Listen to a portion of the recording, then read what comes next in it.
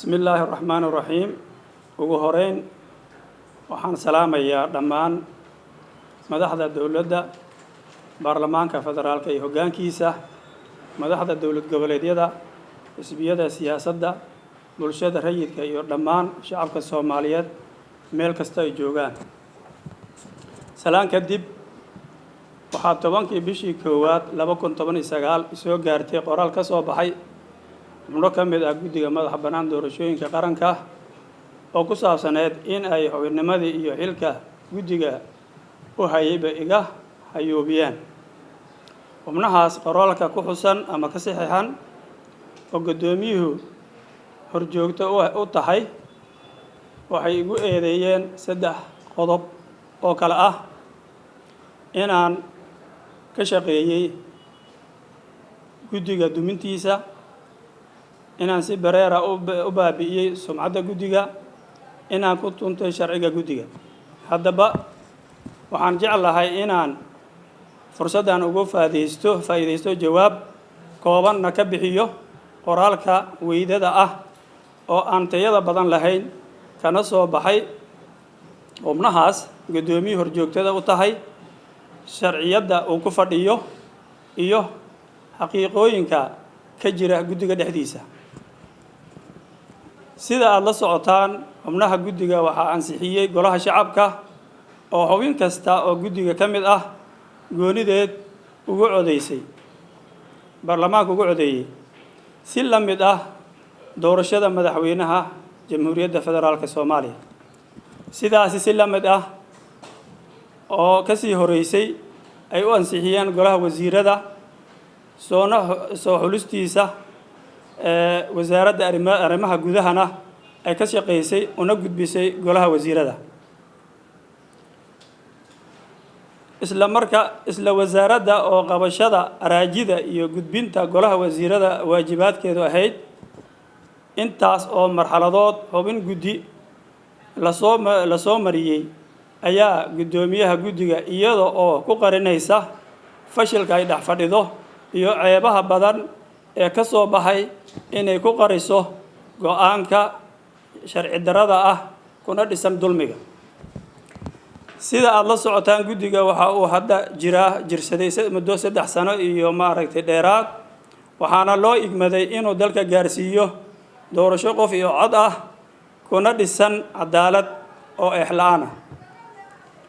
ee looma dhisin guddigan inuu shakhsiyadanihiisa gaarka ah ku fushado iyo ulajeedooyin oo fogfog oo iyada u gaar ah ay u adeegsan rabto iyadoo aan loo turin waajibaadka la inoo dhisay iyo dhaartii aan u soo marnay fulinta waajibaadkaas waxaan iftiiminayaa xaaladaha ka jira guddiga dhexdiisa oo muddooyinkan dambe la daala dhacayay khilaafaad hargaha goostay kaasoo salka ku haya shaqada guddiga qaabka loo maamulayo iyo ilaalinta shuruucda u degsan ee guddiga lagu dhaqayo sida ay ka muuqato warqadda xubnaha ku saxiixan tiradooda waa 6 sida la socotaana guddiga waa 9 xubnood guud ahaan waa 9 xubnood halkaas waxaad ka garan kartaan in guddiga dhexdiisa kala fakir duwanaansho iyo khilaafaad oo ka dhex jiro sanadkii la soo dhaafay dhexdiisa ayaan waxaan guddoomiyaha guddiga u jeedinay anagoo xubno guddiga ka mid ah anigu aan ku jiro qaladaadka badan ee ka jira wada shaqaynta iyo howlgalka iyo gudashada waajibaadka in hal laga gaaro waxaa ka mid ahaa ku dhaqanka shuruucda iyo guud ahaan maamulka iyo maareynta shaqada guddiga taasoo guddoomiyuhu si bareer ah ay u diiday halkaas uguma harin waxaan isku daynay tiro dhowr jeer ah inaan ku qancino in la fariisto miiska wadahadalka oo aan u bixinay toosinta talada guddiga oo ah mid mas'uuliyad wadareed ah kadib markii muddo 2 bilood ah ay diidanayd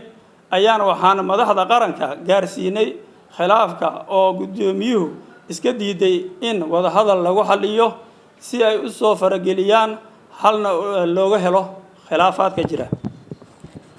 waxa ay ugu dambeyn ogolaatay guddiga dhexdiisa in guddiga dhexdiisa arrimahaas halistaan fursadna loo siiyo si ay u xalliyaan arrimahaas. intaa kadib waxa ay isku dayday inay kala disho qaar ka mid ah xubnaha guddiga kuna qanciso waxyaabo iska raqiis ah. si kastaba ha ahaatee waxaa bilowday wadahadalkii dagaalka dheer loo galay. waxaan miiska soo saarnay cadeymo ay ka mid yihiin musuqa ka jira guddiga, eexda, kelitalisnimada, cadaalad darada, kooxaysiga iyo kuwo kale oo badan oo guddoomiyaha ay aan ku cadaynay. waxaa sidaa iyo si la mid ah ugu eedeynay warbixin dheerna waxaa sidaas iyo si la mid ah loogu eedeeyay warbixin dheerna ka qoray hay-adaha inala shaqeeya oo maaragtay lagu magacaabo USAID-ka iyo Creative, kaasoo ka soo muuqday baraha bulshada.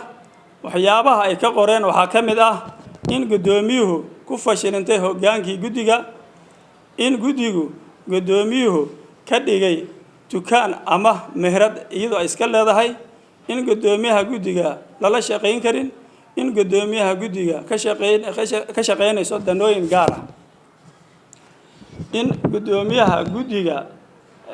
ku guuldareysatay shaqaalaysiinta dad khibrad iyo aqoon u leh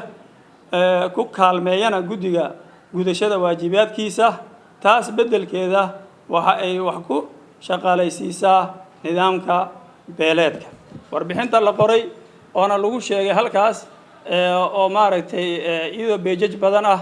ayaan halkan ka haynaa. cidda maaragtay xiiseenaysana waa la wadaagaynaa. waxaana qortay USAID oo maaragtay bixisa kaalmada ugu badan ee guddiyada doorashooyinka ama kuweenaba. anigu mabdi'iyan waxaan aaminsanahay danta guud inay ka horeyso midda gaarka ah, waxaana xilka iyo xubinnimada igala weyn danta ummadda Soomaaliyeed. waxaan qabaa in haddii ummadda Soomaaliyeed wax u hagaagaan aniguna ii hagaageen sidaa darteed hoggaanka iyo xubnaha guddiga ee ummadda Soomaaliyeed doorashadu ka sugayaan waa kuwaas. waxaana hubaal ah haddii maanta xal laga gaari waayo in dalku iyo dadkaba dhibaato horle ay horseedi doonaan. ugu dambeyn waxaan marnaba aqbali karin oona raallina ka noqon karin warqadda xambaarsan go'aanka dulmiga iyo sharci darrada ku dhisan. waxaan ku qanacsanahay ama aan ku qancayaa in baarlamaanka federaalka hortiisa ku caddeeyo wax kasta oo ka jira maamulka guddiga dhexdiisa. waxaana hortegi doonaa hadduu ilaahay raalli ka noqdo haddaan ogolaasho ka helo golaha shacabka oo aan maaragtay geyn doono dhammaan eedeymahaas aniga kor ku soo sheegay. aan ku caddayn doono cadeymaheedana horgeyn doono golaha shacabka si ay ummadda Soomaaliyeed ay u ogaadaan agardaamada cusub iyo dhibaatada ku soo wajahan ee guddigaas hoggaankiisa uu sidaa yahay ay lala damacsan yahay. aad baan u mahadsantihiin.